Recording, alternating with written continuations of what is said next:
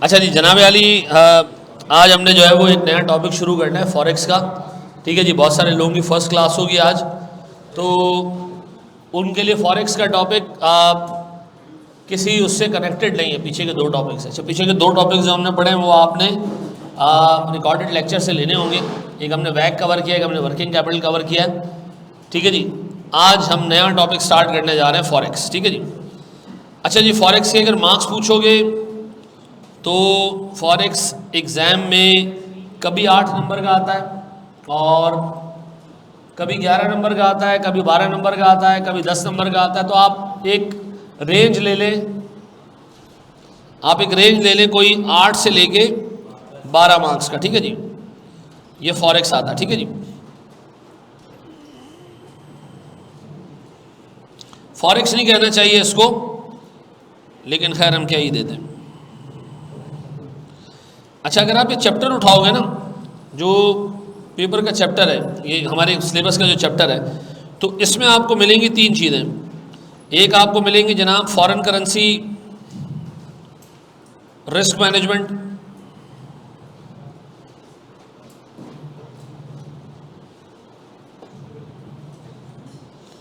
ठीक है जी। यहाँ आपको मिलेंगी जनाब फॉरेन करेंसी रिस्क मैनेजमेंट के बाद इंटरेस्ट रेट रिस्क मैनेजमेंट, और फिर हमारे पास है जी कमोडिटी रिस्क मैनेजमेंट,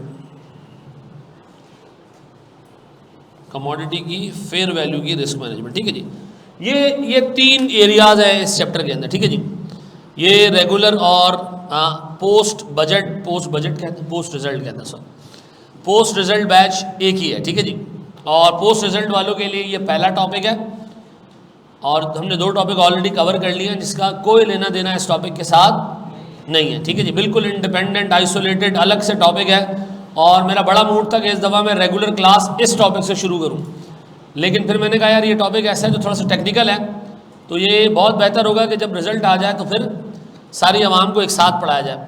वैक और वर्किंग कैपिटल कराए हैं पीछे, तो बस यही करवाएं। बुक में कौन सा चैप्टर है?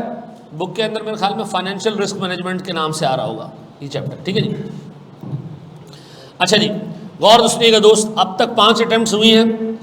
5 अटैम्प्ट्स में से एग्जामिनर ने पहली अटैम्प्ट में फॉरेन करेंसी रिस्क मैनेजमेंट पूछा, फिर फॉरेन करेंसी रिस्क मैनेजमेंट पूछा, फिर फॉरेन करेंसी रिस्क मैनेजमेंट पूछा। हमने कहा चौथी अटैम्प्ट में तो इंटरेस्ट रेट रिस्क मैनेजमेंट लाजमी आएगा, उससे कमोडिटीज़ पूछ ली, और फिर हमने कहा 5वीं अटैम्प्ट में तो लाजमी आएगा, तो उसने इसमें 2 चीज़ें पूछ ली, ये वाला भी और जो फॉरेन करेंसी रिस्क मैनेजमेंट, ये दोनों चीज़ें आ गई।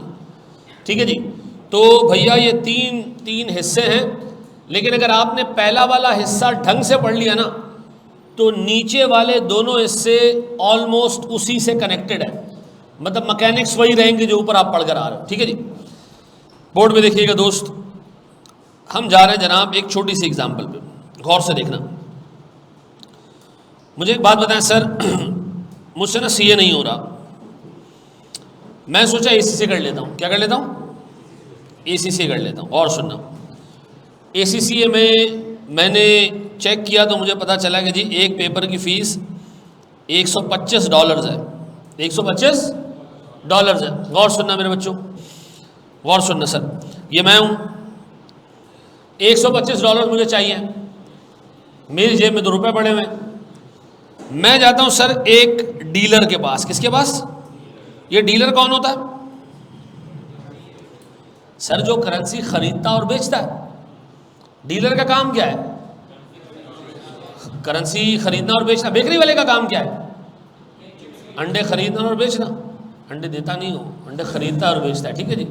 सर आप टमाटर वाले का काम क्या है? टमाटर खरीदना और, इस तरह करेंसी का भी एक डीलर है, इसके पास दुनिया की बड़ी करेंसीज, जो मतलब ऐसी करेंसीज है जिसमें ट्रेडिंग ज़्यादा होती है, वो अवेलेबल होती हैं। अच्छा, मैं आता हूँ इसके पास, डीलर के पास, मैं कहता हूँ डीलर भाई मुझे $125 चाहिए। कितने? तो बताएं कितने पैसे? तो डीलर ने कहा ये रेट लिखे हुए चेक कर लें आप। अच्छा, रेट ऐसे लिखे हुए थे, 260, 265 पर डॉलर, 260, 265 पर डॉलर। मैंने कहा चाचा ये 260 वाला दे दो। कितने वाला दे दो? 260 वाला दे दो, स्क्रीन आ रही है भाई? अच्छा जी, मैंने कहा चाचा 260 वाला दे दो। ये क्या दो किस्म के डॉलर हैं, एक थोड़े कड़क नोट होंगे, एक थोड़े फटे हुए होंगे, ऐसा है कुछ, ये 265 का महंगा नोट है। उसने कहा नहीं ऐसा नहीं है भाई। तो फिर मैंने कहा कैसे? चाचा मुझे 260 वाले चाहिए। उसने कहा यार ऐसा नहीं होता, 260 रुपए में मैं डॉलर खरीदता हूं। मैं कौन? डीलर। ये 260 में खरीदता है और डीलर कहता है मैं 265 में बेचता हूं। 260 मेरा बाइंग रेट है, मेरा किसका? डीलर का, और 265 मेरा सेलिंग रेट है। अब बताओ डीलर किस रेट में डॉलर खरीदता है? सस्ता। डीलर डॉलर महंगा बेचता है। तो मैंने कहा चाचा मुझे तो 125 डॉलर खरीदने हैं, तो खरीदने में तो यही रेट आएगा ना। चाचा ने कहा दोबारा सुन लो मैं क्या कह रहा हूं। मैं डीलर 260 में डॉलर खरीदता हूं, मैं डीलर 265 में डॉलर बेचता हूं। मनुष्य आदमी अगर तू डॉलर खरीदना आया तो मैं क्या करूंगा? तो मुझे एक बात बताएं सर, मैंने फॉरेन करेंसी में पेमेंट करना है 125 डॉलर्स की, तो मैं डीलर से 125 डॉलर बाइंग रेट पे लूं या सेलिंग रेट पे लूं? सर सेलिंग रेट पे ले। कितना जी?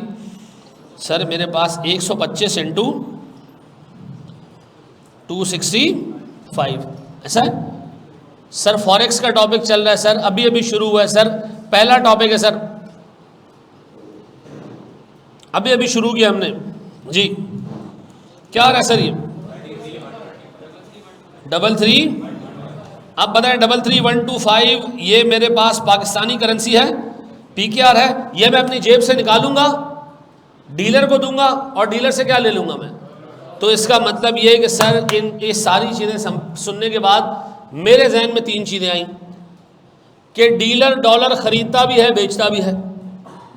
डीलर सस्ती चीज़ खरीदता है और महंगा करके बेचता है, तो डीलर के लिए हमेशा बाइंग रेट कम होगा और सेलिंग रेट ज़्यादा होगा, ऐसा। और सर अगर मैं खरीदूंगा तो डीलर बेचेगा, और अगर मैं बेचूंगा तो मुझे बताओ मुझे डॉलर चाहिए, मैंने खरीदना है, तो डीलर क्या हिसाब होगा? डीलर सेल करेगा। अब मैं एक चीज़ फिर जानना चाह रहा हूँ, बताओ मुझे फॉरेन करेंसी में क्या करनी है? पेमेंट करना है। फॉरेन करेंसी में क्या करना है? पेमेंट करना है। पेमेंट करने के लिए मुझे डॉलर खरीदना है, खरीदने के लिए मैं डीलर के पास जाऊंगा तो डीलर डॉलर बेचेगा। तो इसका मतलब है जब भी फॉरेन करेंसी की पेमेंट होगी हम डीलर से डॉलर खरीदेंगे और डीलर में डॉलर बेचेगा, और डीलर का कौन सा रेट इस्तेमाल होगा? तो इसका मतलब है जब भी आपको फॉरेन करेंसी में पेमेंट करना हो डीलर का सेलिंग रेट इस्तेमाल होगा। जब भी हम फॉरेन करेंसी में पेमेंट करेंगे डीलर का सेलिंग रेट इस्तेमाल होगा। अब आइंदा के बाद सर ये चीज़ ना हमारे जहन में फिट हो गई। अब आइंदा के बाद जब भी मुझे नजर पेमेंट करनी है सेलिंग रेट पे करनी है। क्यों? क्योंकि हम पेमेंट करेंगे तो डॉलर खरीदेंगे, हम डॉलर खरीदेंगे तो डीलर डॉलर बेचेगा, और डीलर का कौन सा रेट इस्तेमाल होगा? ये बात भेजे में बैठती है। तो अपने पास नोट कर लें, फॉरेन करेंसी की payment will always be connected to selling rate, ऐसा।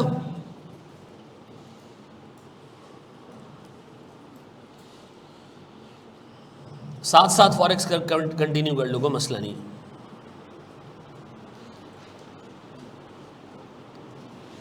वैसे बाइंग और सेलिंग रेट का इतना बड़ा डिफरेंस नहीं होता, ऑब्वियसली नहीं होता, 1-1.5 रुपये का डिफरेंस होता है दोस्त। अच्छा मेरा सवाल है सर, गौर सुनिएगा दोस्त। आपने कहा जी फॉरेन करेंसी में पेमेंट अगर होगी तो आपने इसको कनेक्ट करना है किससे? Selling rate in forex code. ये क्या जी? कोड क्या है जी? कोटेशन, यानी जो रेट दिया हुआ, ठीक है जी। अच्छा मेरे प्यारे बच्चों सुनो, सर मेरी एक फूफी है ना, वो रहती है USA में।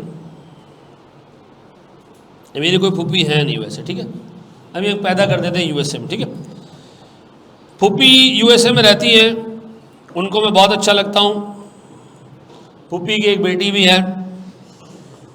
फूफी ने कहा यार बाहर हम कोई लड़का ढूंढे, इसी पे खर्चा कर लेते हैं थोड़ा सा। तो गौर से सुनो, तो फूफी ने कहा बेटा आप क्या कर रहे हैं? मैंने कहा मैं फूफी जान CA कर रहा हूँ। क्या कर रहा हूँ? CA कर रहा हूँ। गौर सुनना, फूफी ने कहा बेटा आपके पास पैसे वैसे हैं? मैंने कहा नहीं, शुद्ध कंगाल, कुछ नहीं है। तो फूफी ने कहा ठीक है मैं आपको जो है वो कुछ डॉलर्स वगैरह भेज दूंगी, ठीक है जी, वो आप अपने पास रख लेना। मैंने कहा यार बड़ा बेहतरीन काम आप करेंगे सर, ये तो दे दे आंटी जो भी हैं आप, गौर से सुनना। आंटी ने क्या किया, मुझे एक दफ़ा $500 भेज दिए। मैं कहा आंटी सीरियस यार, वाकई पैसे भेज दिए। अब बताओ ये $500 हैं, ये डॉलर में तो मैं कोई चीज़ नहीं खरीद सकता ना, मुझे उसको क्या करना पड़ेगा, कन्वर्ट करना पड़ेगा। अब गौर सुन, अब मैं दोबारा डीलर के पास जा रहा हूँ। अब जब मैं डीलर के पास जा रहा हूँ तो डीलर को मैंने कहा जी डॉलर है, क्या रेट चल रहा है? उन्होंने कहा जी रेट है 260 265 पर US डॉलर। तो मैंने कहा ये 500 डॉलर से कड़क नोट है, इस रेट में ख़रीद लें। सही कह रहा हूँ मैं उसको? नहीं, उसने कहा जी ये मेरा सेलिंग रेट है, इस पर मैं बेचता हूँ और मैं सस्ता ख़रीदता हूँ। जो भी बंदा आता है मैं उसको कहता हूँ तुम्हारे पास जो डॉलर्स हैं बेकार हैं, सस्ते दामों ख़रीद लूँगा। जब मुझसे कोई ख़रीदने आएगा तो महंगे दामों बेचूँ। अब मुझे बताओ, मैं इस डॉलर को बेचने जा रहा हूँ तो डीलर क्या कर रहा है? डीलर बाय कर रहा है। तो मुझे बताओ मुझे किस रेट पे पैसे मिलेंगे? 500 इंटू 260 कितना?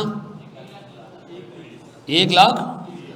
मैंने कहा यार ये टाइट करेंसी है, वहाँ से सिर्फ 500 आते हैं, इधर 1,30,000 बन जाते हैं।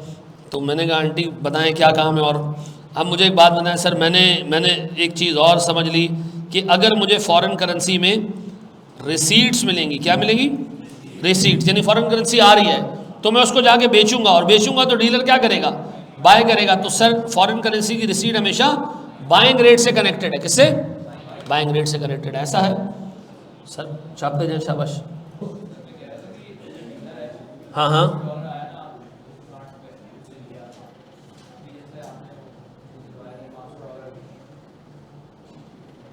सवाल अभी तक तुम्हारा यहाँ तक पहुँचा ही नहीं जी। बिल्कुल सही। देखो एक चीज़ याद रखो, उसके लिए फॉरेन करेंसी डीलर के लिए ना कमोडिटी टाइप की चीज़ है। डॉलर आएंगे भी, वो बेचेगा भी, ठीक है जी, उसको फ़ायदा भी होगा, उसको नुकसान भी होगा। कल अगर मिसाल के तौर पर पाकिस्तान के हालात अच्छे हो जाए गलती से, तो डॉलर का रेट क्या हो जाएगा? तो इसका मतलब है उसके पास इन्वेंट्री में जितने डॉलर्स पड़े हैं अब वो कचरे के दाम हो जाएंगे। डॉलर सस्ता हो जाएगा ना पाकिस्तान के हालात अगर अच्छे हो गए तो डीलर टेक्निकल टर्म्स में एक ब्रोकर नहीं है। आप घर खरीदने जाते हो, आपको कौन दिलाता है घर? ब्रोकर दिलाता है। ब्रोकर का अपना घर नहीं होता, फिर पीछे दूसरा बंदा होता है, उससे मिडिल मैन होता है। डीलर यहाँ मिडिल मैन नहीं है। डीलर के पास डॉलर पड़े हुए, डीलर डॉलर खरीद के खुद के पास रखता है, अपने बुक्स पे होल्ड करता है उसको, और फिर उसी से वो बेचता भी है। ठीक है ना? पढ़े वहाँ के दोस्त? अच्छा जी, मेरे बच्चों बोर्ड पे देखिएगा। मुझे एक बात बताएं सर, मेरे पास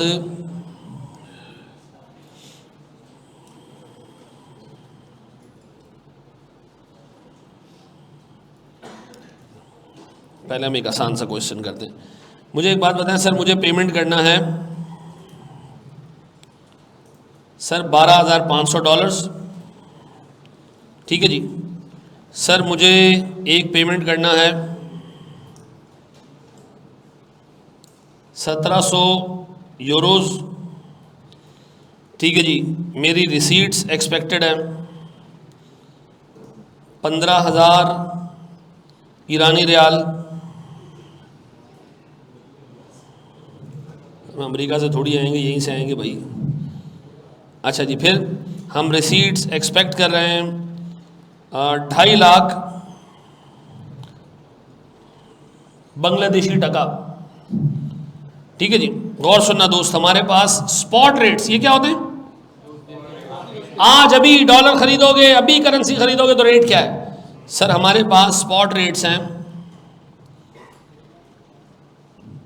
डॉलर के 240, 242, यूरो के हैं 305, 308, ईरानी रियाल 0.445, 0.449, बांग्लादेशी टका ₹3.70 और ₹3.72। मुझे बताएं सर, शाबाश, कितनी पेमेंट करनी है, कितनी रिसीट्स करनी है? शाबाश। This is somehow connected to IS 21. Yes sir, this is connected to IS-21. In fact, IS-21 is connected to this. ठीक है जी। जी मेरे प्यारे बच्चों, बड़े माँ के दोस्त, क्या चीज़? रियाल अगर डायरेक्ट डॉलर में कन्वर्ट करा दे तो करने दे, कोई टेंशन नहीं है। क्रॉस करेंसी इसी को कहते हैं, जहाँ आपको करेंसीज में गैप नजर आए, एक करेंसी लेके दूसरी खरीदें, दूसरी से लेके पहली खरीदें। जी कर लिया। अब मुझे एक बात बताएं जी, मैंने $12,500 पे करने हैं। Payment is connected to selling rate, इसलिए कि डीलर से हम खरीदने जा रहे हैं तो वो हमें महंगा बेचेगा। बताएं कितने की पेमेंट करनी है? 3025।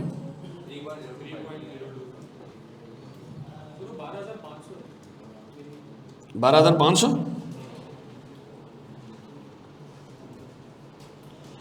अब बताइए, इसके बाद सर मेरे पास 1700 यूरोज हैं, ये भी पेमेंट करनी है तो सेलिंग रेट कितना? यार ये जो रेट पिक करना है ना, ये अब तुम्हारे इंस्टिंक्ट पे सेट हो जाएगा, लेकिन एक बहुत बड़ा नुकसान होने वाला है तुम्हें। पता क्यों? आपकी पूरे कोर्स में सिर्फ डायरेक्ट कोड्स हैं, इनडायरेक्ट कोड्स नहीं। ये इनडायरेक्ट कोड क्या होता है? ये मिसाल के तौर पर आप एक दुकान पे गए, आपने कहा एक अंडा कितने का है? उसने कहा 10 रुपये का। कितने का? 10 रुपये का। एक अंडा 10 रुपये का है, 10 रुपये दोगे एक अंडा मिलेगा। अब अगर वो तुमसे ये पूछे कि जी 10 रुपये का एक अंडा है, उलट करके पूछे, ना ना ना ना ना, देखो यूनिट क्या है इसमें? अंडा, एक अंडा 10 रुपये। अब मुझे अगर पूछना होगा जी 1 रुपये में कितना अंडा आएगा, ये उल्टा कोट है। ठीक है जी, ये हमारे कोर्स का पार्ट नहीं, बड़ी इसमें हमारा रोल है इसको निकालने में कोर्स से। ठीक है जी, क्योंकि आपका कोर्स इतना लेंदी है एमएफए का कि अगर ये इनडायरेक्ट कोड भी होता ना तो ये सारे टॉपिक्स आपको डबल करके पढ़ने पड़ते। ठीक है जी, forward with direct quote, forward with indirect quote, futures with direct quote, futures with indirect quote. ठीक है जी, पूरे मैकेनिज्म चेंज हो जाते हैं उसके अंदर। तो ये अल्लाह का शुक्र है कि आपके पास जो भी सवाल आएगा उसमें रुपीस में डिफाइन हुआ होगा। $1 कितने का, €1 कितने का, $1 कितने का, $1 ईरानी रियाल कितने का, $1 GBP कितने का, इसी तरह आ रहा होगा। ठीक है जी। अब बताएं जी, हमारे पास ये तो आ गई पेमेंट्स, रिसीट्स 1.5 लाख ईरानी रियाल आए सर, स्मगलिंग की है हमने। अब बताएं जी किससे मल्टीप्लाई करें? रिसीट से ही है। रिसीट है तो ईरानी रियाल अब आप बेचने जा रहे हो, डीलर खरीदेगा 0.445, कितना? 700। अच्छा ठीक है मेरे बच्चों। फिर अब बताएं जी, मेरे पास फिर एक और रिसीट है, कितने की? 2.5 लाख बांग्लादेशी टका, 3.70, कितना? 9 लाख। ऐसा है मेरे बच्चों, बस इससे ज़्यादा मैं कन्वर्जन पे काम नहीं करूँगा। हम अपने पहले टॉपिक की तरफ मूव कर रहे हैं फॉरेक्स के अंदर, ये कॉपी करें। और फॉरेक्स के अंदर 10 टॉपिक्स हैं। पहला हेडिंग अपने पास डाल रहे हो फॉरवर्ड कॉन्ट्रैक्ट। ठीक है जी, 10 टॉपिक्स में पहली हेडिंग, 10 तो क्या आप कमोडिटी डाल दें तो 12 हो जाते हैं। ठीक है जी, तो 12 टॉपिक्स में पहला टॉपिक क्या चीज़? Forward, forward contract. बोर्ड पे देखो मेरे प्यारे भाई,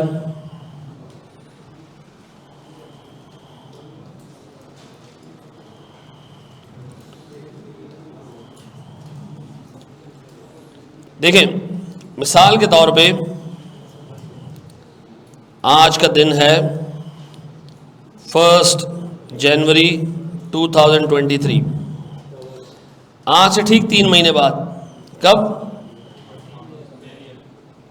31 मार्च 2023 को। गौर से सुनना, मैंने इस दिन फी पे करनी है ACCA की। मैं इस वक्त आऊँ, मैं इस वक्त 1 जनवरी में खड़ा हूँ। पेमेंट कब करनी है मैंने? अच्छा, डॉलर का रेट लगातार बढ़े जा रहा है, बढ़े जा रहा है, बढ़े जा रहा है। मैंने कहा यार बस किसी तरह ये सीन हो जाए ना कि 31 मार्च को जो मैंने पेमेंट करनी है ना, यार वो पेमेंट किसी तरह सिक्योर्ड हो जाए। मुझे पता हो कि मुझे कितने कितने रुपए पे करने, कंफर्म हो जाए, फिक्स हो जाए, तो मज़ा आ जाए। अब मैं जाता हूँ सर डीलर के पास। डीलर कौन है? जिससे हम फॉरेन करेंसी खरीदते हैं, ऐसा? हम उसके बाद जाते हैं, हम कहते हैं जी स्पॉट पे डॉलर कितने का है। उसने कहा जी स्पॉट का रेट है 250 254 पर यूएस डॉलर। अच्छा, मैंने इस डीलर से पूछा हमारी मार्केट, गौर से सुनना, हमारी मार्केट कॉन्टेंगो है या हमारी मार्केट बैकवर्डेशन है। उसने कहा पहले इसका मतलब तो समझा। मैंने कहा हमारी मार्केट में क्या एक्सपेक्टेड है कि डॉलर आगे के दिनों में बढ़ेगा या उसकी वैल्यू गिरेगी। उसने कहा सर हमारी मार्केट में डॉलर आगे जाके बढ़ेगा, हमारी मार्केट कॉन्टेंगो है। अच्छा जी, तो मैं उससे पूछा हमारी मार्केट जो है वो कॉन्टेंगो या बैकवर्डेशन है। उसने कहा जी हमारी मार्केट है कॉन्टेंगो। कॉन्टेंगो मार्केट ऐसी मार्केट होती है जिसमें एक चीज आज सस्ती है, एक्सपेक्टेड है कि रेट बढ़ जाए। बैकवर्डेशन आज लग रहा है चीज की वैल्यू है, आगे जाके लग रहा है कम हो जाएगी। अब मुझे एक बात बताएं सर, आमतौर पे करेंसी की मार्केट ऐसी कंपनी ऐसे मुल्क में जो डेवलपिंग कंट्री हो उसमें हमेशा फॉरेन करेंसी की मार्केट क्या होती है, कॉन्टेंगो। पाकिस्तान जैसे मुल्क में आप एक्सपेक्ट ही नहीं कर सकते कि डॉलर किसी पॉइंट पे 140 का भी हो सकता है। नहीं सर, वो क़यामत के दिन होगा। ठीक है जी, अब मुझे एक बात ये बताएं सर, मैंने पूछा यार अच्छा इसका मतलब है डॉलर के रेट आगे जाके क्या होंगे, बढ़ेंगे। अब मुझे डर लगने लग गया। अब मैं गया एक बैंक के पास। किसके पास? ये डीलर नहीं है, ये कौन है, बैंक है। डीलर सिर्फ स्पॉट पे चीजें बेचता और खरीदता है। हम गए किसके पास, बैंक के पास। हमने कहा बैंक हमें चाहिए एक फॉरवर्ड कॉन्ट्रैक्ट। क्या चाहिए, फॉरवर्ड कॉन्ट्रैक्ट। बैंक ने कहा अच्छा कितने डॉलर का। मैंने कहा यार मुझे $125 की फीस पे करनी है। कब, 3 महीने बाद।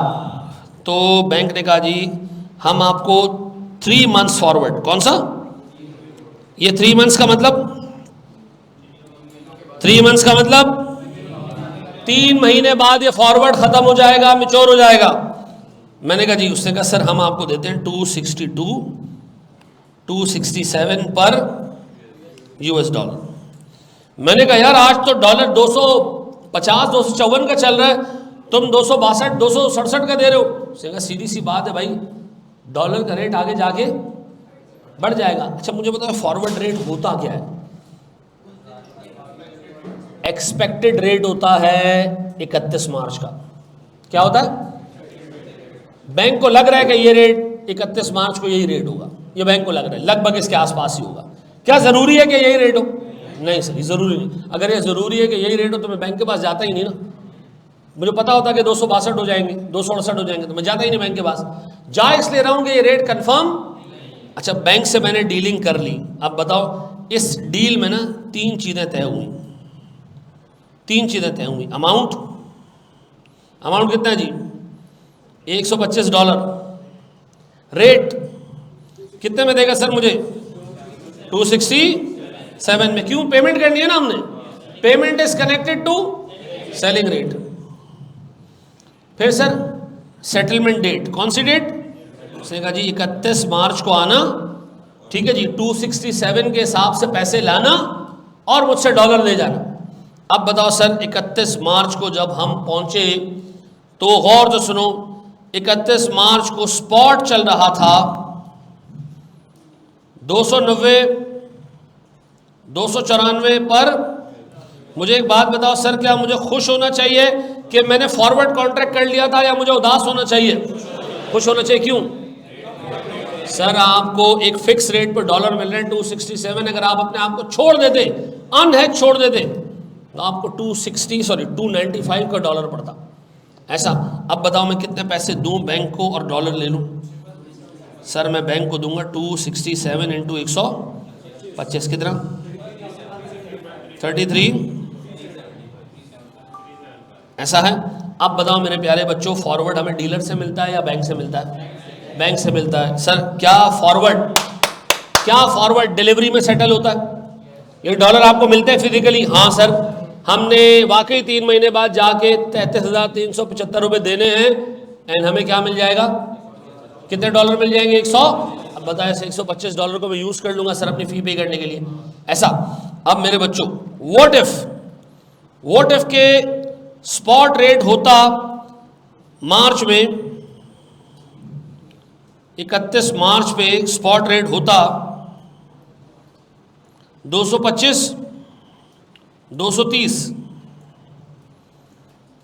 अब जी तो क्या करते हैं हम, जाके डीलर को बोलते हैं कि सॉरी, बैंक को हम कहते हैं यार मैं तो मजाक कर रहा था, ऐसा नहीं सर। अब आपको क्या करना है सर, 267 पे ही आपने जो है वो डॉलर बाय करना। अब आप पीछे नहीं हट सकते। तो मुझे बताओ, फॉरवर्ड हमेशा हमें फायदा देगा, हमेशा हमें नुकसान देगा? Forward will bring good news always, forward will bring bad news नहीं सर। फॉरवर्ड नो न्यूज है। नो न्यूज का मतलब ना ना ना, आपको 267 का ही डॉलर पड़ेगा। आप ये नहीं होगा कि जी एंड आया तो आप भाई खुश हो रहे डॉलर सस्ता हो गया, आप उदास हो रहे डॉलर महंगा हो गया। उसने कहा जी फॉरवर्ड एक फिक्स रेट पे सेट हो जाएगा। बताओ फॉरवर्ड करने का कोई फायदा है? एक ही फायदा, क्या? फॉरवर्ड करने का एक फायदा है कि हमें लोएस्ट पॉसिबल पेमेंट करना पड़ेगी। नहीं नहीं नहीं नहीं नहीं, क्या फायदा है? हमें डे 1 से ये पता होगा कि हमने मार्च 31 को कितना पैसा पे करना है, ऐसा है। इसके अलावा फॉरवर्ड का कोई फायदा नहीं है। फॉरवर्ड ये याद रखना, may not always result in the lowest cost. क्यों? अगर सर डॉलर 230 का हो जाता तो मेरे लिए तो बेहतर था फॉरवर्ड ना करना। तो सर फॉरवर्ड किस लिए यूज होता है? फॉरवर्ड कवर अपने आप को फॉरेन करेंसी की एडवर्स मूवमेंट से प्रोटेक्ट करने के लिए। आपको डे 1 पे पता चल जाता है कि आपने कितने पैसे पे करने हैं, ऐसा है। अब बताएं, मैं फिर पूछ रहा हूँ, फॉरवर्ड कॉन्ट्रैक्ट में एंटर होने से एक ही फायदा है, क्या? अनसर्टेनिटी खत्म हो जाती है। आपको पता होता है 1 जनवरी को ही कि आपने कितने रुपए का डॉलर खरीदना है, ऐसा है। ये बात समझ आती है? अब बताएं सर, अगर मैं आपको इस पर कुछ सवाल दूं तो आप कर लोगे? बताओ फॉरवर्ड कितने टाइम का अवेलेबल होता है? 1 महीने का, 2 महीने का, 3 महीने का? याद रखो मेरे बच्चों, सुनो मेरे अल्फाज सुनना। Forward contract is an OTC contract. OTC का मतलब over the counter. Over the counter का मतलब आप बैंक के पास जाओ, आप उसको कहो कि मुझे 29 जनवरी रात 3:12 पे 3214.65 डॉलर चाहिए। बैंक कहेगा इतना खतरनाक डेट, इतना खतरनाक टाइम, इतनी खतरनाक क्वांटिटी, कोई टेंशन नहीं है, क्योंकि कॉन्ट्रैक्ट किन दो लोगों के बीच में? बैंक और आपके बीच में। कुछ भी हो सकता है, ये कोई स्टैंडर्डाइज कॉन्ट्रैक्ट नहीं है, ये 2 लोगों के बीच का कॉन्ट्रैक्ट है, ऐसा है। तो फॉरवर्ड में क्वांटिटी डॉलर की कुछ भी हो सकती है, सेटलमेंट डेट कुछ भी हो सकता है, ऐसा। सेटलमेंट टाइम कुछ भी हो सकता है, कोई टेंशन वाली बात नहीं है। इसलिए हम उसको क्या कहते हैं? Over the counter. Over the counter का मतलब है टर्म्स 2 लोगों ने बैठ के डिसाइड करनी है। पक्का? कॉपी करें सर इसको। हाँ होगा, होगा। कभी कभी आप देखो ना, आपको नजर आ रहा होता है ऑयल मार्केट, उसमें ऑयल चल रहा होता है जी $112 पर बैरल, और फॉरवर्ड में आ रहा होता है $102 पर बैरल। ठीक है जी, इस तरह चल रहा होता है जी। क्या चीज? हाँ, पेमेंट 31 मार्च को जी। मेरे बच्चों, बैंक तो ये सोच कर रेट देता होगा जी, हमेशा फॉरेन करेंसी ऊपर ही जा रही होती है। पाकिस्तान जैसी डेवलपिंग, डेवलप्ड नहीं, इज्जत वाला लफ्ज है डेवलपिंग। असल में इसका मतलब क्या है पता है? बकवास कंट्रीज। डेवलप्ड इज्जत वाली कंट्रीज जी। फॉरेन करेंसी महंगी हो जाएगी ना, बैकवर्डेशन का मतलब है फॉरेन करेंसी सस्ती होगी, है। देखो हमने इसको डिफाइन कर दिया, सट्टा इसका बड़ा इज्जत वाला वर्ड है, स्पेकुलेशन। ठीक है जी, है ये सारे डेरिवेटिव्स हैं जी। जी मेरा बच्चा, वेरी गुड सर। इस बच्चे ने बड़ा जबरदस्त बात की कि डे 1 पे करेंसी रख के बैठ जाए। पैसे की जो होल्डिंग कॉस्ट है, ये पैसा आप बैंक में रख सकते थे, सूद कमा सकते थे, पैसे हैं ही नहीं, आएंगे ही 31 मार्च को। तो याद रखना, देयर में भी 1000 रीजंस कि आप क्या करो, फॉरवर्ड कॉन्ट्रैक्ट खरीदो, अदरवाइज अपना पैसा कौन फंसाएगा यार, ठीक है ना। क्या चीज़? नहीं, पहले दिन खरीद ले, फ्लक्चुएशन का डर नहीं है ना, मैं पेमेंट भी डॉलर में करनी है, डॉलर खरीद के बैठ जाएंगे, डॉलर में पे कर देंगे, कहानी खत्म, ठीक है जी। बढ़े हम आगे दोस्त। ओवर द काउंटर का मतलब ये बेटा कि दो लोग हैं जिनके बीच में डील होनी है, आपने और बैंक ने बैठ के जो है फॉरवर्ड कॉन्ट्रैक्ट लिखना है, तो उसमें डॉलर आप कहें जी मुझे $5,315 चाहिए, तो बैंक आपको ये नहीं कह सकता कि हमारे पास हज़ार का कॉन्ट्रैक्ट है, वो आपको जितने डॉलर चाहिए उतने का कॉन्ट्रैक्ट बना के दे देगा। जैसे ही 31 मार्च की सेटलमेंट डेट है, आप उसको कहो मुझे 13 मार्च को चाहिए, तो आपको 13 मार्च को दे देगा।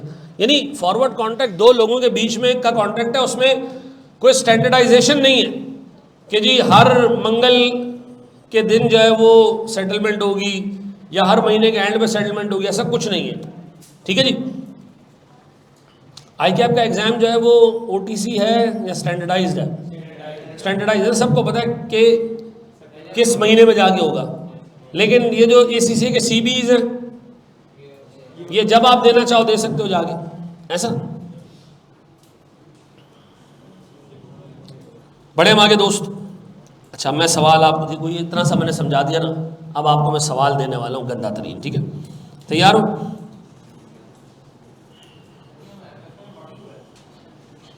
तो क्या पढ़े, कहाँ पढ़ेंगे इसको? इस्लामियात में पढ़ेंगे, तालीम बालगान में पढ़ेंगे, हैं? फाइनेंशियल एनालिसिस है ना ये, आपने हेजिंग की कंपनी के जो है वो फाइनेंशियल रिस्क को एनालाइज करने और उसको रिकमेंड करने कि आपको फॉरवर्ड लेना चाहिए या फ्यूचर लेना चाहिए, इस तरह होगा ना, ठीक है ना। अच्छा देखो एक चीज़ सुनो, मैं अगर आपसे पूछूं जो गन है आपके पास, ये खरीदते हो आप, ये किसके लिए, किस चीज़ के लिए खरीदते हो? अब एक बंदा कह रहा है सेफ्टी के लिए, जो चोर है वो क्या कहेगा? इनकम के लिए, ऐसा है। ये फॉरवर्ड कॉन्ट्रैक्ट कोई बंदा इसलिए कर सकता है कि जी मुझे जो पेमेंट करनी है अपने आप को प्रोटेक्ट कर लूँ ताकि डॉलर का रेट ऊपर जाए भी तो मुझे नुकसान ना हो। दूसरा बंदा क्या सोच रहा है कि मुझे तो पक्का पता है कि डॉलर का रेट ऊपर जाएगा, तो वो इस पर स्पेकुलेशन भी कर सकता है, इनकम भी कमा सकता है। हम अपने पूरे कोर्स में इसको किस काम के लिए यूज़ करेंगे? हेजिंग के लिए यूज़ करेंगे बस, ठीक है जी। बैंक को लॉस नहीं है इसमें यार, मैं भी पढ़ाते हुए पता 15 जगह। बैंक ये काम क्यों कर रहा है? बैंक ने एक बंदे के साथ उल्टा कॉन्ट्रैक्ट भी किया हुआ है, सेल का कॉन्ट्रैक्ट भी किया हुआ है, ठीक है जी। तो बैंक कुछ खरीदता है कुछ बेचता है। अब मुझे एक बात बताएं सर, मैंने एक इन्वेंट्री खरीदी 5 लाख रुपए की, आगे जाके इन्वेंट्री सस्ती हो गई तो मुझे नुकसान हो जाएगा। अब मुझे लगता है कि जी इन्वेंट्री आगे जाके महंगी होगी, मैंने खरीदी वाकई महंगी होगी, तो मुझे क्या हो जाएगा? अच्छा, बैंक ने जिस रेट पे आपको डॉलर दिए ना, तो बैंक को लग रहा था कि इससे ऊपर नहीं जाएगा रेट, ठीक है जी। बैंक ने कहा इससे कम ही रहेगा और इंशाल्लाह मैं महंगा डॉलर इस बंदे को बेचूंगा। हुआ क्या? रेट बहुत आगे निकल गया और बैंक को क्या करना पड़ा? नुकसान हो गया, सस्ता डॉलर में बेचना पड़ा। कोई टेंशन नहीं, वो कभी कमाएगा कभी गंवाएगा, उसकी अपनी मर्जी। हेजिंग का मतलब है अपने आप को प्रोटेक्ट करना। अब हमने मेन कॉन्सेप्ट छोड़ के ना, अब हम आ गए ये इसका क्या मतलब है, सुनो मैं एक एग्जांपल देता हूं।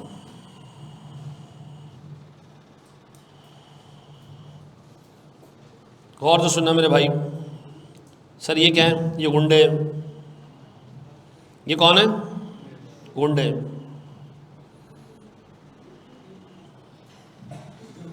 ये रजिया है। गौर से सुनना,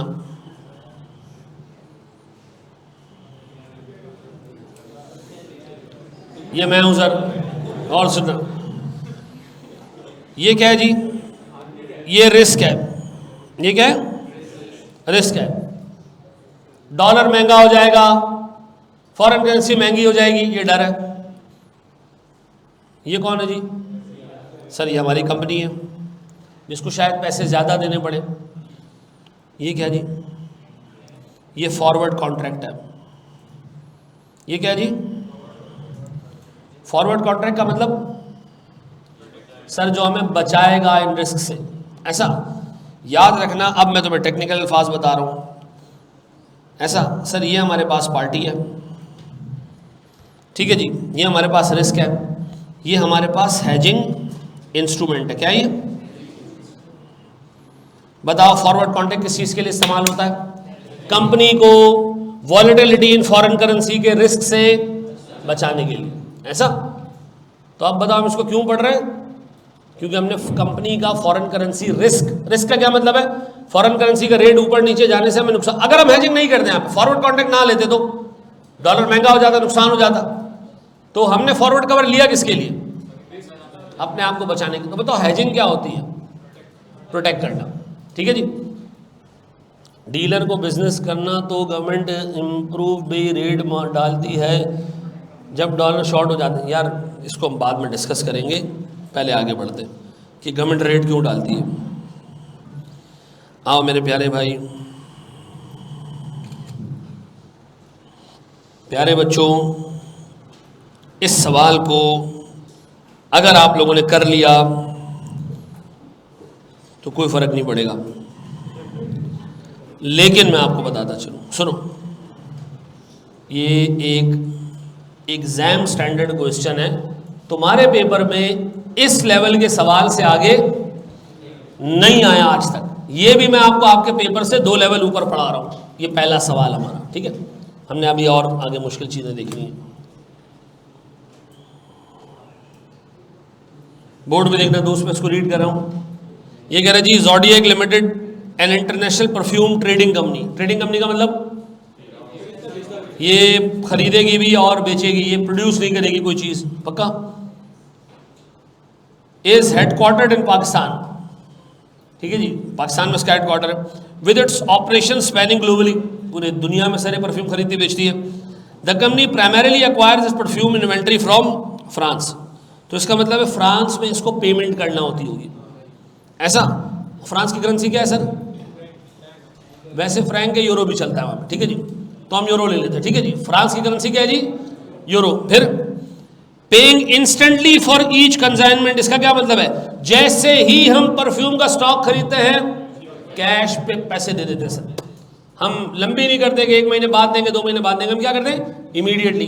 तो मुझे बताओ सर, इसके लिए हम फॉरवर्ड कॉन्ट्रैक्ट यूज करें या स्पॉट? स्पॉट सीधी सी बात है, आप खरीदोगे तो पैसे दे देना जाके, ऐसा। फिर द इन्वेंट्री टिपिकली है the shelf life of 1 month. इसका क्या मतलब है? खरीदने के बाद हम इन्वेंट्री को 1 महीने रखे रहते, कस्टमर नहीं आता। फिर before it is sold across various regions in United States, और 1 महीने बाद हमारी ये इन्वेंट्री बिक जाती है, सेल हो जाती है। अब पैसे लेने किससे? यूएस के कस्टमर से। तो हमारी रिसीट्स किस में आएंगी? यूएस डॉलर में। और फ्रांस वालों को हम पे किस में करेंगे? यूरोज में, ऐसा। अब इसका मतलब है 2 करेंसी आ गई जहन में, एक में पैसे लेने और एक में पैसे देने। देने किस करेंसी में? यूरो में। और मिलेंगे किस करेंसी में? डॉलर्स, ठीक है। फिर typically customer settle their invoices 1 month post delivery. हाँ, अब यहाँ उधार आ गया, 1 महीने बाद हमारे पैसे मिलते हैं डॉलर्स में, ठीक है। गौर से सुनना, given the fluctuating nature of foreign exchange rates, Zodiac is contemplating the use of forward contracts to hedge its foreign currency receivables. क्या चीज? ऐसे कहा पेबल्स, ऐसे पेबल्स कहा, क्यों नहीं कहा? पेबल है ही नहीं, क्यों? कैश पे करता है, ऐसा। और सुनना, on 1 November today the company is planning to purchase 6,000 units of perfume at an average cost of 60 euros per unit. आज ही के दिन हमने 6,000 यूनिट खरीदने परफ्यूम के, किस रेट के? The stock is anticipated to be sold at the beginning of December। हाँ, सीधी सी बात है, 1 महीने बाद बिक जाएगा। 1 November को खरीदेंगे तो बिक कब जाएगा? 1 December को। विद ऑल, अच्छा लिखा हुआ है एंटिसिपेटेड टू बी सोल्ड, ठीक है जी। The company usually sells the unit at an average price of 110, ठीक है जी। Exchange rate on 1 November। अब सुनो, मैं टाइमलाइन डाल देता हूं आपके लिए, गौर से सुनना मेरे बच्चों। टुडे इज 1 November, ठीक है जी। यहीं पर क्या होगी? परचेजेस और रिसीट्स ऑफ गुड्स, और यहीं पे क्या हो जाएगी? पेमेंट इन यूरोज, ऐसा। 1 नवंबर के बाद हमारे पास एक और डेट आएगी, वो कब है? इसमें सिर्फ सेल होगी, यानी डिलीवरी ऑफ गुड्स। पैसे कब मिलेंगे? 31 दिसंबर पे हमें क्या मिलेंगे?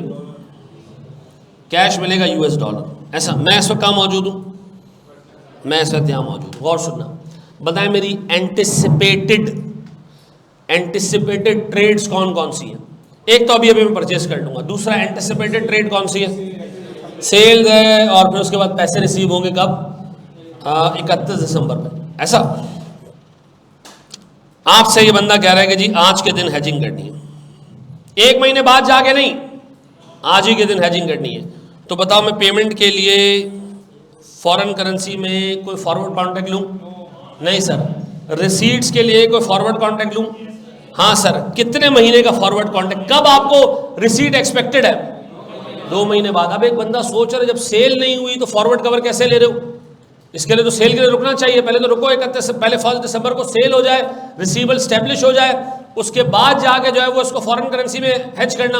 अभी से क्यों कर रहे हो? ये याद रखना, ये कंपनी की मर्जी होती है कि वो एक्सपेक्टेड सेल्स जो कि इवन फ्यूचर में एग्जीक्यूट होंगी, उससे मिलने वाले रिसीवेबल को आज से हेज कर ले, उसकी मर्जी।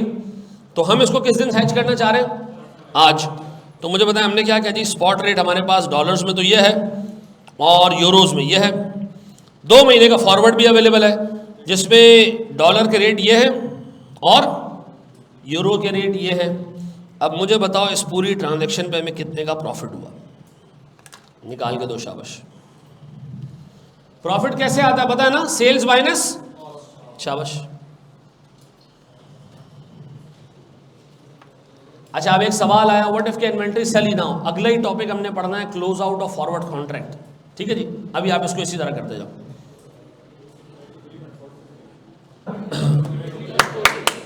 क्या रहा जी हमारे पास नेट प्रॉफिट?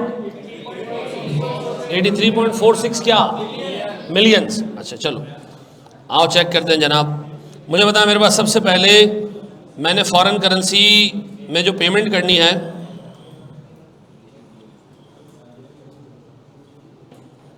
वो कितनी है भैया? 6000 यूरोज, 6000 यूनिट्स हैं, 60 यूरो का एक, और 1 यूरो कितने का भैया? स्पॉट पे 320। सेलिंग रेट क्यों यूज कर रहे हैं? क्योंकि हमने पेमेंट करनी है फॉरेन करेंसी में, तो हमने डॉलर बाय करने हैं ना, यूरोज बाय करने, सॉरी। 320 कितना आ रही है?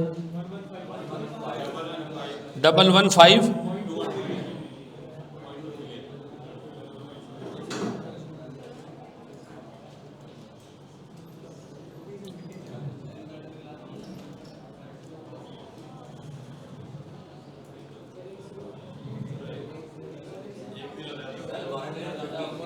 एक 115.2 मिलियन पक्का? अच्छा जी, फिर है मेरे प्यारे भाई, बातें नहीं। मुझे बताया, मेरे पास फॉरेन करेंसी में रिसीट्स 6000 इंटू 110। अब बताओ जी, फॉरेन करेंसी की रिसीट के लिए रेट मैंने कौन सा लिया होगा? 301। क्या आ रहा है? 198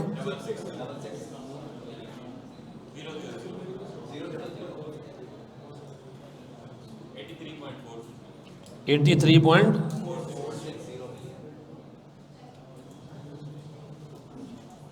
ऐसा है। ये हमारा नेट गेन आ गया, पक्का हो गया था ये सुकून से।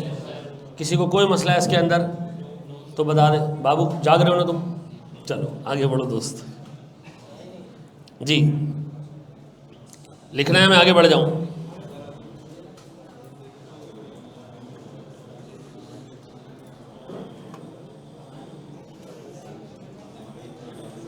अच्छा एक बात बताओ, व्हाट इफ के पेमेंट भी बाद में करना होती तो उसके लिए भी फॉरवर्ड कॉन्ट्रैक्ट ले लेते? व्हाट इफ के पेमेंट भी हमने महीने बाद करनी होती तो उसके लिए भी फॉरवर्ड कॉन्ट्रैक्ट ले लेते, ऐसा। रिसीट में 306 क्यों नहीं लिया, एक्सप्लेन कर दें। मुझे बताओ, रिसीट तुम फॉरवर्ड कॉन्ट्रैक्ट में कर रहे हो या स्पॉट में कर रहे हो? फॉरवर्ड में कर रहे हो। जब आप बेटा फॉरेन करेंसी रिसीव करोगे ना तो आप बेचने जाओगे, बेचने जाओगे तो डीलर क्या करेगा आपसे, बाय करेगा। तो अभी मैंने थोड़ी देर पहले ही बताया कि फॉरेन करेंसी की रिसीट किससे कनेक्टेड है, बाइंग रेट से। ऐसा फॉरेन करेंसी की पेमेंट किससे कनेक्टेड है, सेलिंग रेट से। ऐसा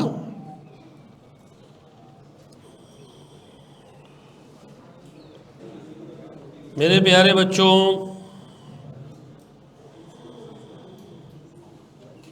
बोर्ड पे देखिएगा दोस्त, ये नजर आ रहा है आपको। ये कह रहे जी ABC limited Pakistani company and enterprise engaged in importing gadgets from UK. UK से गैजेट्स आ रहे हैं, तो पेमेंट किस में करनी है आपने,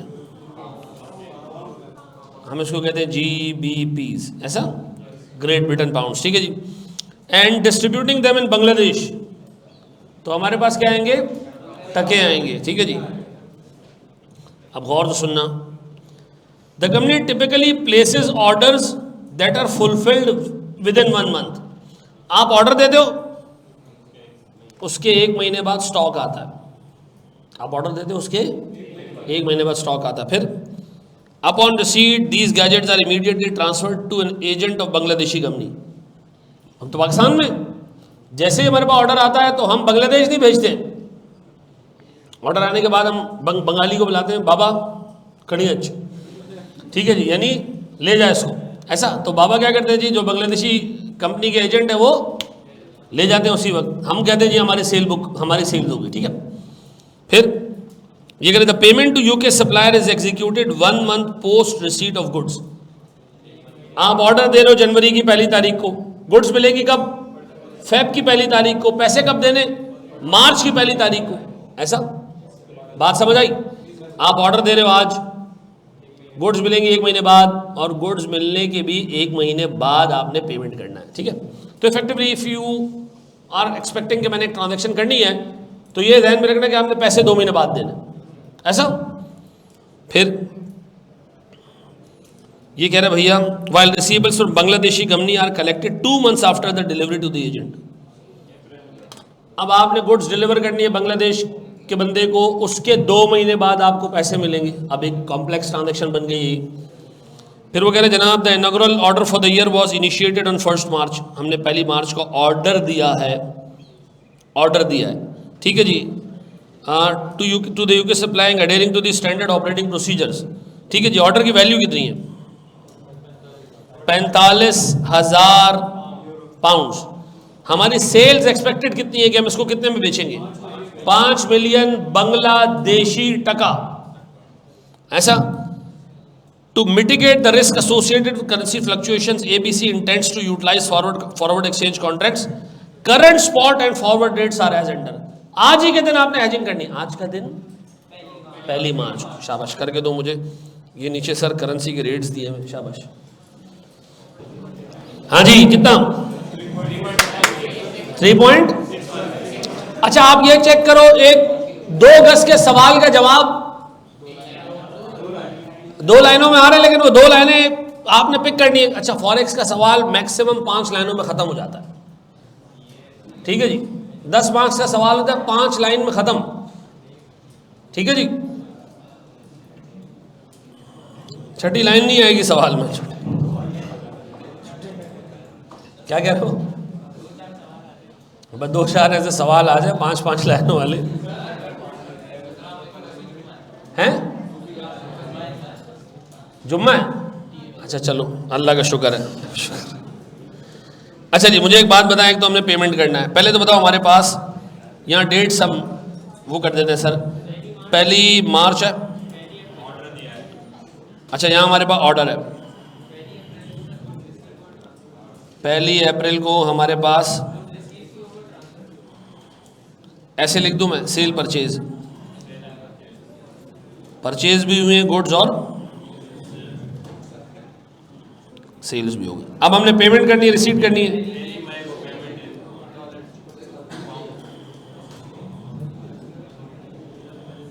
पेमेंट है हमारे पास 45,000 GBP है। अच्छा जी, फिर प्यारे बच्चों 1 जून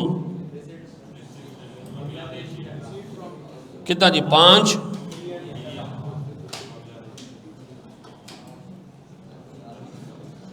पाकिस्तान में एक सूरत में डॉलर जो है वो एक ही तरीका है कि डॉलर आ जाए 2 रुपये में, 2-2.5 हैं, नहीं बिल्कुल भी नहीं। बताओ, एक ही तरीका है, 3 रुपये पे आ जाएगा डॉलर। जिम्बाब्वे की तरह काम ये करे कि अपनी करेंसी को कन्वर्ट कर ले, वो कन्वर्ट कर ले अपनी करेंसी को, कि आज के बाद 100 रुपया बराबर है 1 रुपये के, ठीक है ना। तो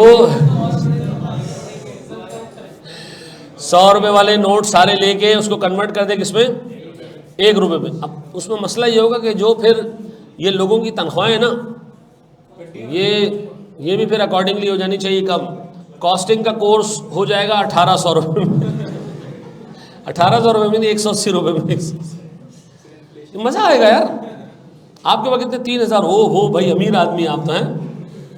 अभी तो कोई इज्जत ही नहीं है पैसे की यार हमारे, हैं। मैं आपको बताऊं इस चीज़ का फ़ायदा कितना बड़ा है। आपको पता है पाकिस्तान में जितने नोट छपे हैं ना, ये बड़ी इंटरेस्टिंग चीज़ तो मैं बता रहा हूँ, स्टेट बैंक की रिपोर्ट है, उसमें से 30% नोट गायब है सिस्टम से। इसका मतलब पता है क्या है, लोगों ने करप्शन की घरों में छुपा के रखे हुए। जैसे ही आप कहेंगे ना आज के बाद 1000 रुपये बराबर है नए 100 रुपये, ठीक है जी, भले आप उस पर तस्वीर हाफिज साहब की डाल दो, हम कहेंगे इससे बड़ा काम उन्होंने कोई नहीं किया। ये 30% पैसा इफेक्टिवली ये सरफेस पे आएगा, ये बैंकों में जाएगा। इंडिया में उसने यही तो किया था, यकीन करो मजा आ जाए। मुझे पेमेंट कब करनी है, यहां पर इधर बोर्ड पे देखो प्लीज। और रिसीट्स कब है,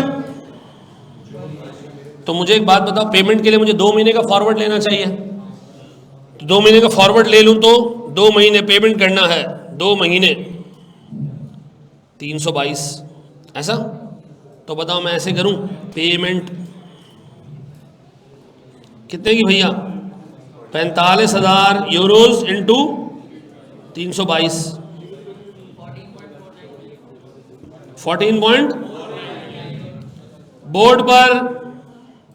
बोर्ड पर बाजीज अल्लाह के वास्ते,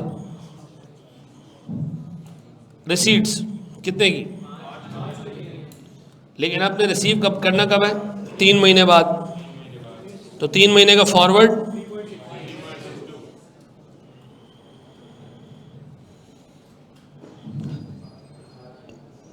कितना, 18 पॉइंट।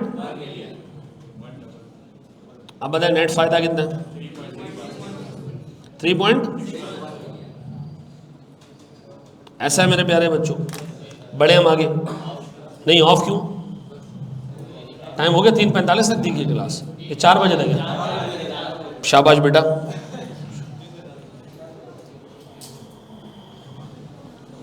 बस ये एक गो में कंप्लीट कर लो। और इस सवाल की वर्डिंग जरा देख के करना, बोर्ड पे देखो। अच्छा, ये जो अभी आपने अभी पूरा सवाल किया, ये फोरकास्ट ट्रांजैक्शन थी या ऑलरेडी हो चुकी थी? ऑब्वियसली फोरकास्ट थी सर। अब एग्जाम में तुम्हें वो ऐसे भी सवाल दे सकता है, गौर से सुनना। बोर्ड पे देखो दोस्त, ये कह रहे भाई the following transactions took place, हो गई first half of the year for Kumail limited. हमने 1 जनवरी को एक ऑर्डर प्लेस किया, 1 फेब को गुड्स रिसीव की, 1 मार्च को उसकी पेमेंट की, 1 मार्च को ही हमने गुड्स बेच दी 1 महीने के क्रेडिट पे, और 1 अप्रैल को पैसे रिसीव कर लिए। The company has undergone all possible forward contracts on, उसने कहा ट्रांजेक्शन्स भले पास किए हैं, लेकिन जहां जहां कंपनी को लगा फॉरवर्ड कॉन्ट्रैक्ट यूज किया जा सकता है उसे किया है। आप मुझे सर जल्दी से अगले 1.5 मिनट में सवाल सॉल्व करके दे दो। 96। अच्छा, बोर्ड पे देखो दोस्त, यहाँ देख लो। मुझे एक बात बताएं, सबसे पहले तो आप 1 जनवरी को खड़े हो तो आपको एक पेमेंट नज़र आ रही है, कहाँ पर, 1 मार्च को ये पेमेंट नज़र आ रही है, तो आप पेमेंट के लिए 2 महीने का फॉरवर्ड कर लें। रिसीट्स के लिए सर 1 जनवरी से लेके कब तक, 1 अप्रैल तक, तो 1 फेब, 1 मार्च, 1 अप्रैल, 3 महीने का कॉन्ट्रैक्ट कर लो आप, ऐसा। अब एक बच्चा पता टेंशन में क्यों, वो कह रहे 2 और 3 में ये बीच में क्या आ रहा है। ओ भाई एक ही डेट है ये मनुष्य,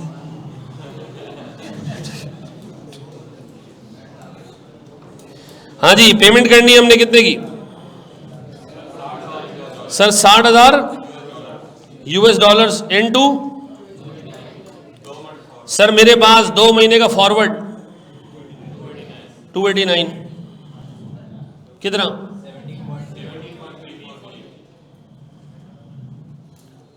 बाबा जी बोर्ड पे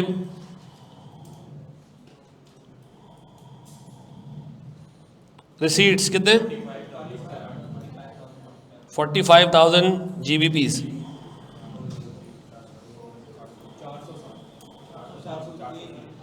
सर 400, 3 महीने का फॉरवर्ड ना, 4 का थोड़ी करना है। अच्छा वो बंदा अभी भी सोच रहे कि ऊपर वाली लाइन के 2 लाइनें नीचे आया था, तो यहाँ पर भी 2 लाइन नीचे आना चाहिए। नहीं भाई क्या आ रही है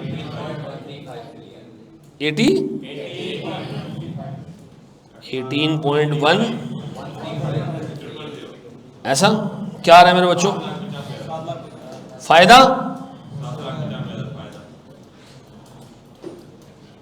अच्छा मेरा एक सवाल है, गौर से सुनना। व्हाट इफ के बैंक आपसे कहता है कि जी मैं आपसे कमीशन चार्ज करूंगा, गौर से सुनना, मैं आपसे कमीशन चार्ज करूंगा फॉरवर्ड कॉन्ट्रैक्ट्स पर 0.1%। बैंक क्या कह रहा है, मैं आपसे कमीशन चार्ज करूंगा किस पे, फॉरवर्ड कॉन्ट्रैक्ट्स पर। तो बताओ ये 0.1% में किस पे लगाऊं, दोनों पे लगाऊं। तो सुनो रुको, यहां पे दोनों पे लगाऊंगा, इस पे भी लगाऊं 0.1%, इस पे भी लगाऊं 0.1%, तो बताओ मुझे कितना कमीशन पे करना है। बोर्ड पे देखते रहना प्लीज, बोर्ड पे देखते रहना। बैंक से मैंने कहा, बैंक ने कहा भाई मैं कमीशन लूंगा जी 17,000 और ये 18,000। बोर्ड पे देखो, नहीं लिखो, बताओ हमने नेट बैंक को कितना कमीशन पे करना है। और लानतियों ये भी बैंक को पे करना है और ये भी बैंक को पे करना है।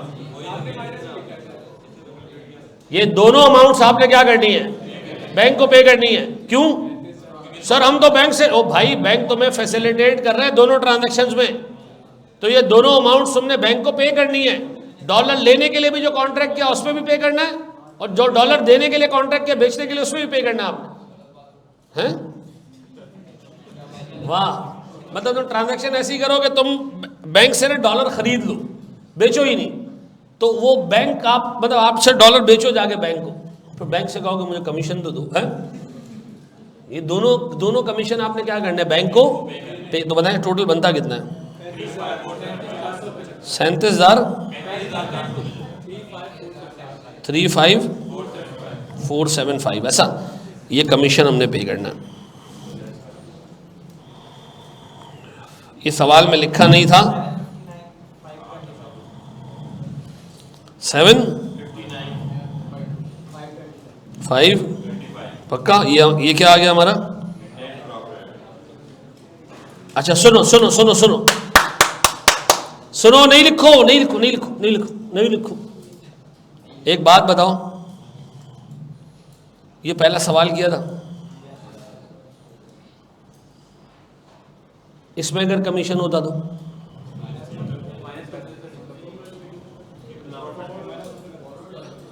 एक मिनट, कमीशन सिर्फ फॉरवर्ड पे लगता है, स्पॉट की ट्रांजैक्शन में कमीशन नहीं लगता। यहां पर एक ट्रांजैक्शन स्पॉट पे है, एक फॉरवर्ड पे है।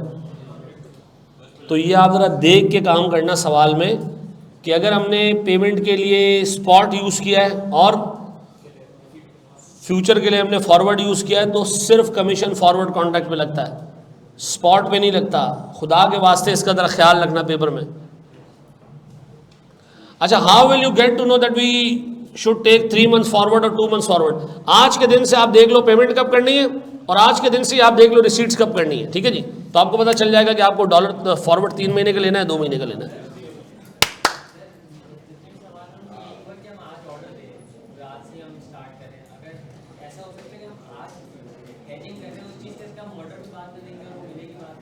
हाँ बिल्कुल कर सकते, बिल्कुल कर सकते। अपने पास इसी के ऊपर हेडिंग डालो, close out of forward contract. चलो बस, चलो जाओ आज जल्दी छुट्टी कर लो भाई।